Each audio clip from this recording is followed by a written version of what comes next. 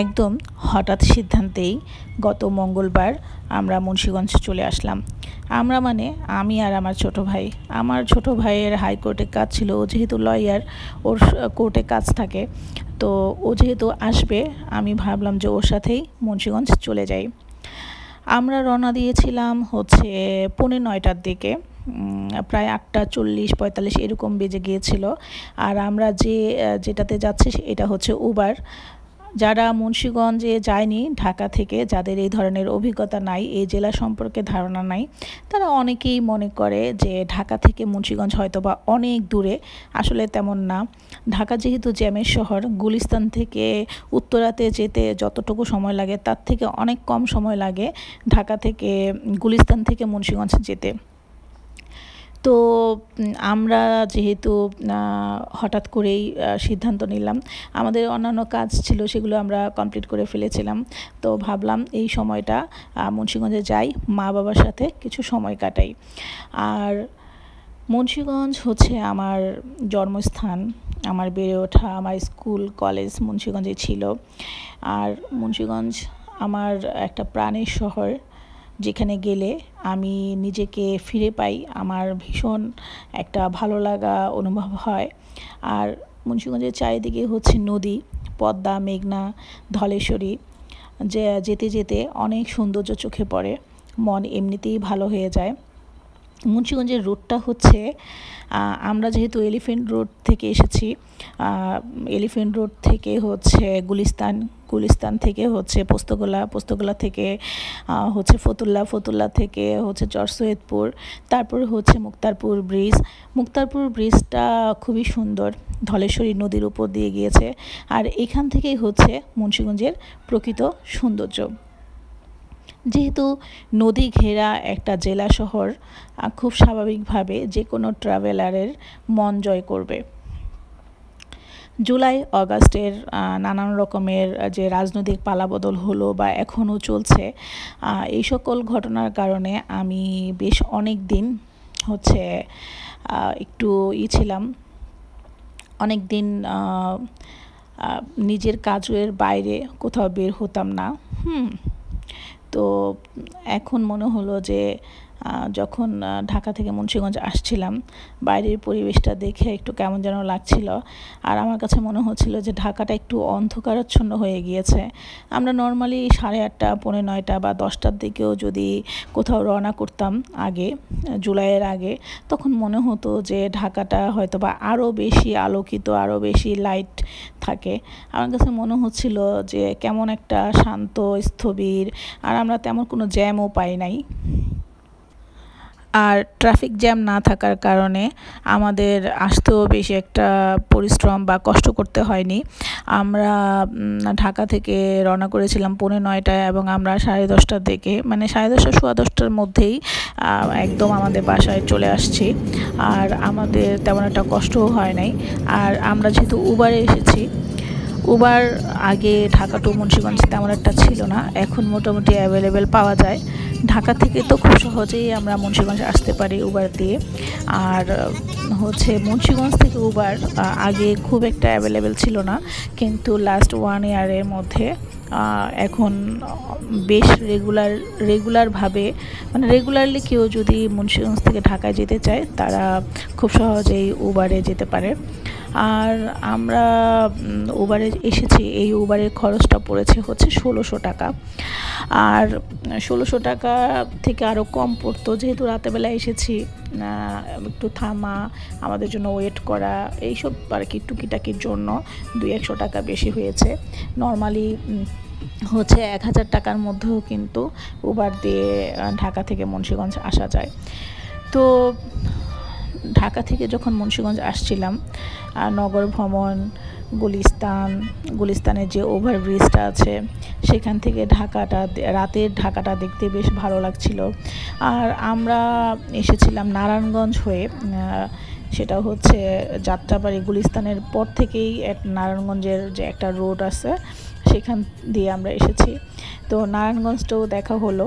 আর জুলাই আগস্টের পর ঢাকার বাইরে এটাই আমার ফার্স্ট যাত্রা, যে আমি আসলে এই কয়দিন নিজেও অসুস্থ ছিলাম, আর গত 1 মাস ধরে আমার কানের ব্যথা এবং মাথা ব্যথা, আমার নার্ভাল প্রবলেম আছে, কানের ইনফেকশন হয়েছে। এটা নিয়ে আমি ভীষণ ভীষণ অসুস্থ। আর হচ্ছে লাইফস্টাইল বলতে তো একেবারেই এলোমেলো সব কিছু। আর আমার মনে হয় আমার মতো আরও অনেকেরই এরকম এলোমেলো জীবনযাপন। কারণ হচ্ছে আমাদের হঠাৎ করেই আমাদের জীবনের যে বাংলাদেশের ইতিহাস পরিবর্তন হয়েছে, ভালো খারাপ দুইটারই একটা দিক আছে। খুব স্বাভাবিকভাবে যেহেতু একটা পরিবর্তন ঘটেছে, এই পরিবর্তন ঘটলে কিছু পরিবর্তন আমাদের নাগরিক জীবনেও পড়বে, এটাই স্বাভাবিক। তো এই হচ্ছে মুক্তারপুর ব্রিজ। আমি খুব একটা ভালো করে ভিডিও করতে পারিনি, কিন্তু মুক্তারপুর ব্রিজটা খুবই নান্দনিক, খুবই সুন্দর। যেহেতু মুন্সিগঞ্জের চারিদিকেই হচ্ছে নদী, ধলেশ্বরী, পদ্মা, মেঘনা, তো ধলেশ্বরী নদীর উপর দিয়েই মুন্সিগঞ্জ শহরটায় প্রবেশ করতে হয়। এই যে প্রবেশ মুখ, এটা খুবই সুন্দর। আর কোনো মানুষ যদি ঢাকা থেকে মুন্সিগঞ্জ আসতে চায়, সে নর্মাল রুট হচ্ছে নদী পথেও আসা যায়, আবার বাস রুটেও আসা যায়। বাসে আসলে হয়তো বা 70-80 টাকার মতো খরচ হয়। দিঘির পার নামে একটা বাস থাকে সবুজ রঙে, এটা হচ্ছে গুলিস্তানে থেকেই হচ্ছে টিকিট কাটতে হয়। ঢাকা যেই জায়গায় থাকেন না কেন, সেখান থেকে গুলিস্তান আসবেন, গুলিস্তানে এসে টিকিট কাটবেন। টিকিটের খরচ হচ্ছে 70, 65, 80 এরকম। তো ওখান থেকে বাসটা হচ্ছে মুক্তারপুর থামে, তারপর সেখান থেকে রিক্সা বা টেম্পো যে কোনোভাবেই আপনি মুন্সিগঞ্জে যে জায়গায় যেতে চান সেখানে যেতে পারবেন। তো আমরা ধলেশ্বরী ব্রিজটা যখন ক্রস করছিলাম, আমার কাছে খুবই ভালো লাগছিল। রাতের বেলা জার্নির একটা অন্যরকম ভালো লাগা কাজ করে। তবে আমার একটু কেন ভয় লাগছিল জানি না, আর একটু অন্ধকার, মানে মনে হচ্ছিল যে 8টা, 9টা, 10টা, 11টাও কিন্তু রাতের শহরে তেমন কিছুই না।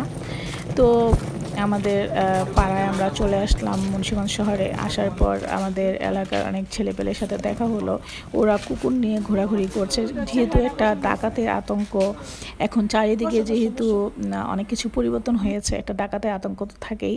আর আমাদের বাসার সামনে এই কুকুরটা সবসময় থাকে, ও আমাদেরকে পাহারা দেয়। তারপর বাসায় এসে মায়ের হাতের রান্না, এই তো ভাত, ভাজি, মুরগির মাংস, ডাল দিয়ে পেট ভরে ভাত খাওয়া। বাসমতি চাল না পার আমি খাবো। এই তো মুরগি, দেশি মুরগি, আর হচ্ছে আমার হাতে রান্না।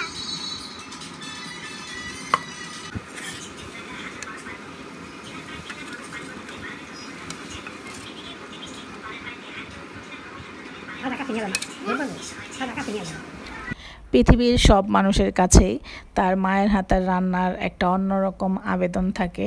খুবই সিম্পল, কিন্তু অনেক অনেক তাৎপর্যময়, অনেক অনেক ভালো লাগার, অনেক অনেক ভালোবাসার। তো আমার মা চিচিঙ্গা ভাজি করেছে হচ্ছে ডিম দিয়ে, আর হচ্ছে দেশি মুরগি রান্না করেছে, তারপরে ডাল। আমার মার সব রান্নাই আমার কাছে অনেক ভালো লাগে। আমার মনে হয় পৃথিবীর সব সন্তানের কাছে তার মায়ের হাতের রান্না হচ্ছে অন্যরকম অমৃত কোনো খাবার। তো জার্নি করে এসেছি, খুবই ভালো লাগলো। আর লেবু হচ্ছে আমাদের গাছের লেবু, তারপরে হচ্ছে মরিচ, আমাদের বাসার যে মরিচ গাছ, কৃষ্ণমরিচ নামে একটা মরিচ আছে, সেই মরিচ দিয়ে ভাত খেলাম, খুবই ভালো লাগলো।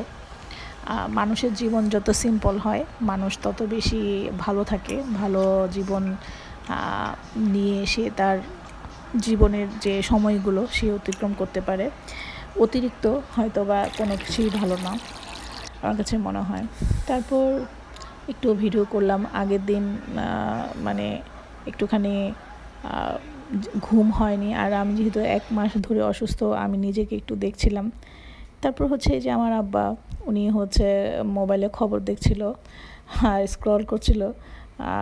বয়স্ক মানুষ, সবাই দোয়া করবেন আমার আব্বার জন্য। আব্বার রুমে গেলাম, আব্বার রুমে গিয়ে দেখি আব্বা জানালা খুলে একটুখানি আরাম করছে। এটা হচ্ছে পরের দিনের গল্প। আমরা যেহেতু রাতে এসেছি, পরের দিন হচ্ছে বুধবার বিকেলবেলা এক এক সময় এক একটা ক্লিপ রেখেছি। আর আমার আব্বা আম্মা যেহেতু বৃদ্ধ মানুষ, ওনাদের বাসায় সব জিনিস ওনারা তো বেশি গুছিয়ে রাখতে পারে না।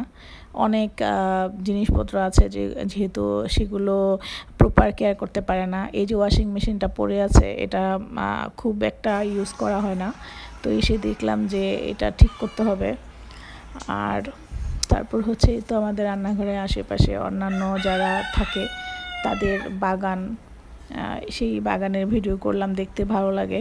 আমাদের চারপাশে সবাই আসলে এই এরিয়াটা একটু নদী বিধৌত হওয়ার কারণে সবাই গাছপালা লাগাতে পছন্দ করে, আর আমার মনে হয় পৃথিবীর সবাই গাছ লাগাতে ভালোবাসে। তারপর হচ্ছে চা, এই চাটা কিন্তু আমি বানাইনি, এই চাটা হচ্ছে আমার আব্বা বানিয়েছে।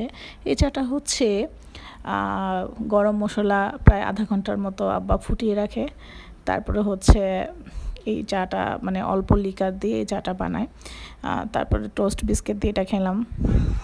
এরপর হচ্ছে একটু বারান্দায় গেলাম, আর আমাদের বারান্দাটা খুবই স্যাঁতসেঁতে হয়ে গিয়েছে যেহেতু অনেক দিন আগের পুরনো বাসা। খুব স্বাভাবিকভাবে এটা হচ্ছে একটু সাইডের দিকে পড়েছে আর কি, বাম ঘরের ফ্রন্টও না, আবার একটু বাম দিকে। তো এখানে কিছুক্ষণ দাঁড়ালাম, এখানেও অনেক কলা গাছ আছে, দেখতে ভালো লাগছিল।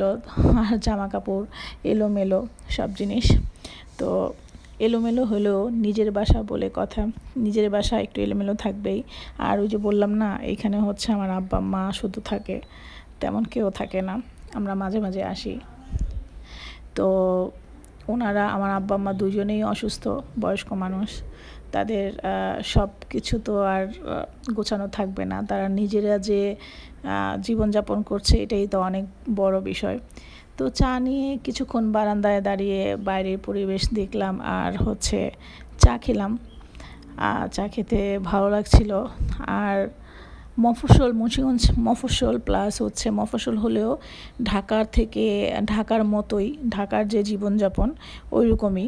আমার কাছে মুন্সিগঞ্জ আর ঢাকার খুব একটা পার্থক্য মনে হয় না, বরং ঢাকা থেকে মুন্সিগঞ্জে বসবাস করতে আমার আরও বেশি ভালো লাগে। যদি অন্যান্য সুযোগ সুবিধা থাকতো তাহলে আমি হয়তো বা মুন্সিগঞ্জেই থেকে যেতাম। তো বেশ অনেকক্ষণ লাগিয়ে হলো বারান্দায় দাঁড়িয়ে দাঁড়িয়ে চা খেলাম, অনেক কিছু চিন্তা করলাম কি করব, আবার ঢাকা কবে যাব, অনেক টেনশন মাথার মধ্যে। তো বাংলাদেশে এখন অনেক বন্যা হচ্ছে, যে যার সামর্থ্য অনুযায়ী সাহায্য করবেন। নিজেকে সুস্থ রাখাটা এখন খুব জরুরি। আর বন্যা বা বর্ষাকালে কিন্তু অনেক রোগবালাই হয়। তারপর হচ্ছে সন্ধ্যার দিকে এই তো আমার ভাই হচ্ছে খাবার নিয়ে এসেছে, নাস্তা নিয়ে এসেছে, শর্মা। মুন্সিগঞ্জের মানুষ কিন্তু অনেক ভোজন বিলাসী হয়, আর এখানে অনেক অনেক রেস্তোরাঁ ক্যাফে আছে। তো এটা হচ্ছে চিকেন শর্মা। তো আমি এই জাতীয় খাবারগুলো একটু কমানোর চেষ্টা করেছি। ও আবার কোকও নিয়ে এসেছে, তো আমি একটা খেলাম, ও একটা খেলো, কোক খেলাম। বিকালের সময়টা গল্পগুজব করলাম, আড্ডা দিলাম। আসলে আড্ডার সময় কিন্তু অত ভালো করে ভিডিও করা যায় না, আর হচ্ছে আমার ভাই এই সকল ভিডিও করা পছন্দও করে না, কিন্তু আমি যেহেতু ব্লগ করি আমার তো ভিডিও করতে ইচ্ছে করে। আর আমি হয়তো বা অনেক ভালো করেও ভিডিও করতে পারি না আসলে হয়ে ওঠে না, যেহেতু সবসময় দৌড়ঝাঁপের ওপর থাকি, যতটুকু করা যায়।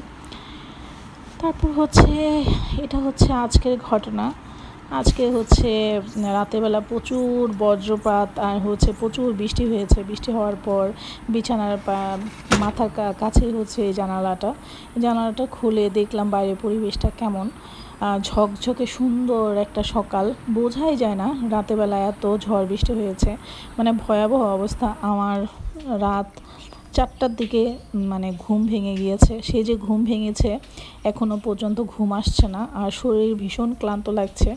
তো সকালবেলা আমি একটা কলা খেলাম, বিস্কিট খেলাম, এক কাপ চা খেলাম, তারপর আবার বারান্দায় এলাম।